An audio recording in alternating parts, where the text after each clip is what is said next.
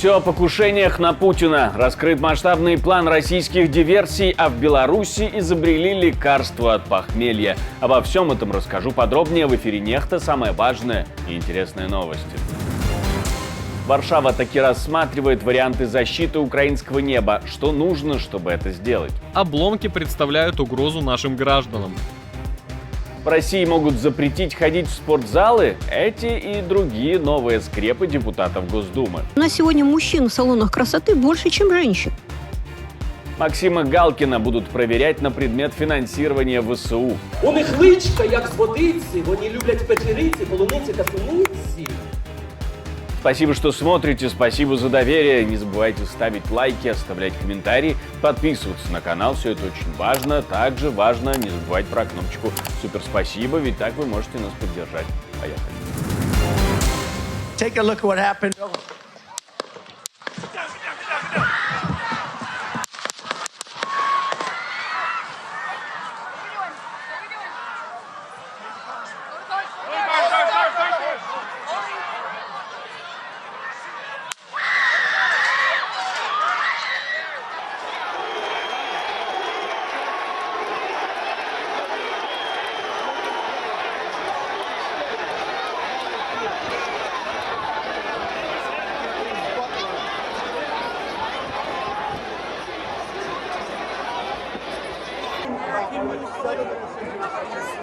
Find the fucking truth, assholes! Honestly, it was so. Down there on that stage.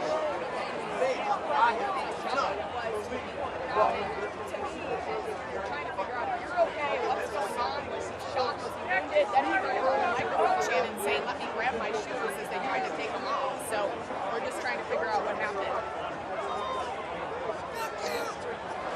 I'll try.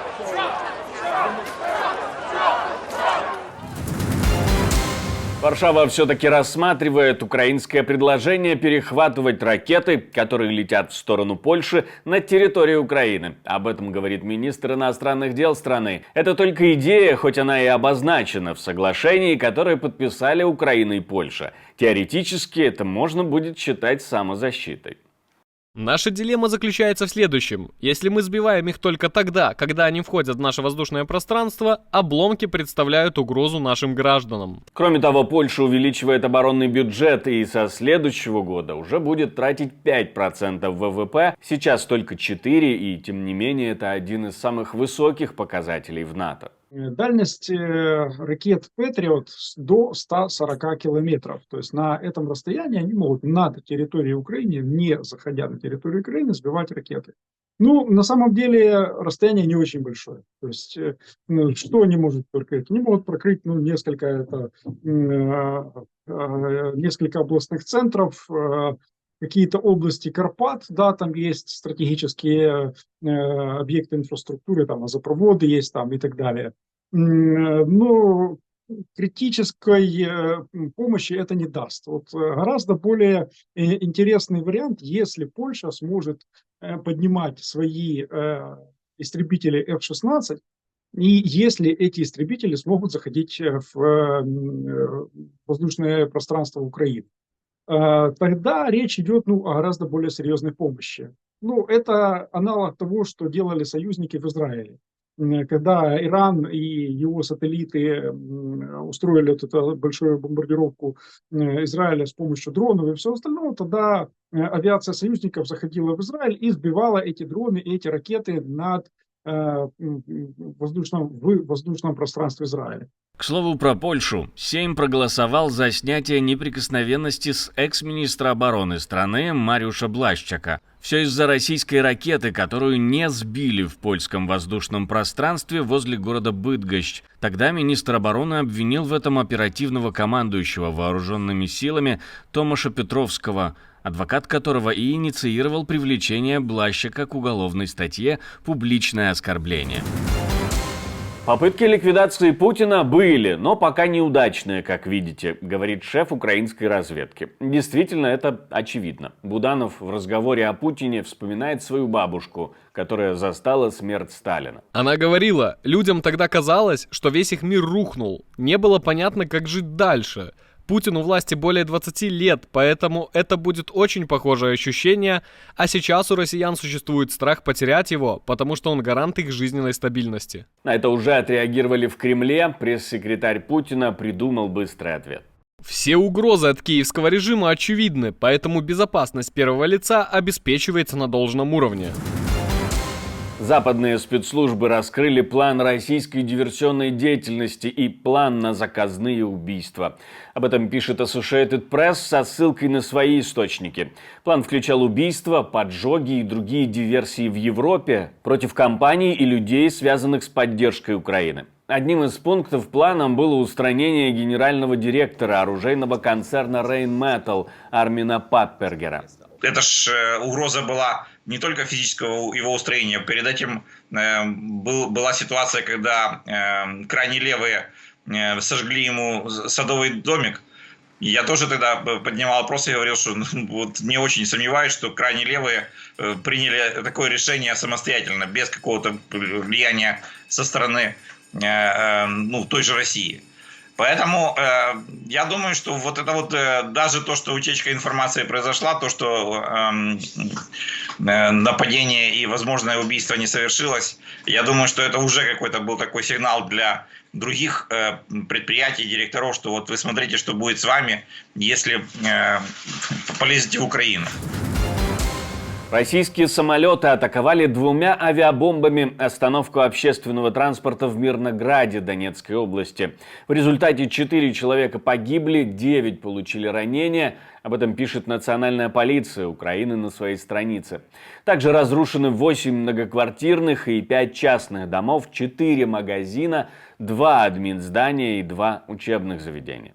Вместе с тем россияне готовят новые подразделения для атаки на Волчанск. Об этом говорят в силах обороны Украины. Враг пытается провести перегруппировку своих подразделений в направлении Липцев и Волчанске, а также осуществляет подготовку подразделений 153-го мотострелкового полка, 47-й мотострелковой дивизии и 138-й отдельной мотострелковой бригады к атакам в Волчанске.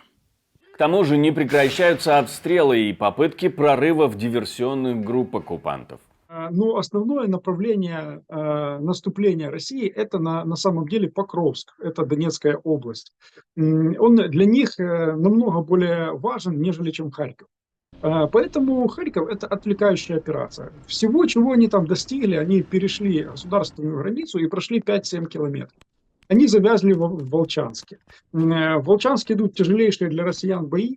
Город они взять не могут, да, они его сносят, то есть это их стандартная тактика, то есть когда они не могут оккупировать какой-то населенный пункт, они его сносят с помощью авиационных бомб, с помощью артиллерии, и других всех возможных средств, которые у них есть. Но даже при такой тактике они его взять сейчас не могут. Они пробовали обходить его с флангов, с те самые Липцы, они пробовали там организовать еще одно наступление со стороны Боровой, но это дальше это Луганская область, для того, чтобы в тыл там Харькову зайти, для того, чтобы отвлечь силы. Но пока это все абсолютно безуспешно.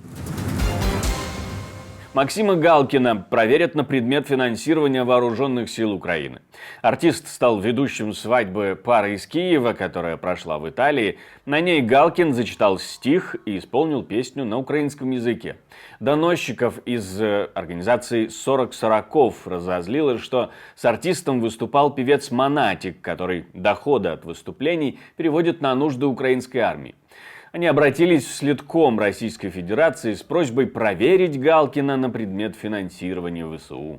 У них личка, як з водиці, вони люблять печериці, полуниці та суниці, мружать очі, як лисиці, та гарненькі в них спідниці. Вау! Так, а ще мають на полиці присматнющі паляниці для дітей, мамусь, для киці. В России, должно быть, запретят ходить в спортзалы. Упрек в том, что мужчина должен зарабатывать деньги, а не ходить в спортзалы и в салоны красоты, выразила так называемый сенатор РФ из оккупированного Крыма. Говорит, а женщина должна варить гороховый суп. Все на этом. Все стереотипы подтверждены. Дефицит гороха уже ожидается. Вот только тогда Россия сможет встать на ноги, когда нас станет больше, когда мужчины будут понимать о том, что вот есть у него женщина, и он должен быть ей верен. А у нас сегодня мужчины забывают об этом. Они сегодня Где наши мужчины? В спортивных залах. Они у нас смотрят на красоту своего тела, смотрят, какая у него машина, какие он вещи себе купил. У нас сегодня мужчин в салонах красоты больше, чем женщин. И я не говорю, хорошо это или плохо. Нет, я скажу, что это плохо. Мужчина должен работать. Он должен приносить деньги в семью. Он должен вспомнить о том, что он должен быть прежде всего кормилец. А женщина тогда вспомнит, что она берегиня, что она должна уметь варить гороховый суп, борщ, жарить котлеты. Она должна уметь посадить вместе с мужем дерево, помочь какой-то огород разбить. Я не говорю, что мы должны все превратиться в какие-то такие патриархальные возвращаться времена. Белорусские ученые разработали средства от похмелья. Это биологическая добавка, которая разработана в Институте биохимии, биологически активных соединений Национальной академии наук Беларуси. В ее состав входят янтарная кислота, кофеин и витаминно-минеральный премикс из витаминов группы В, А и С, цинка, магния и железа.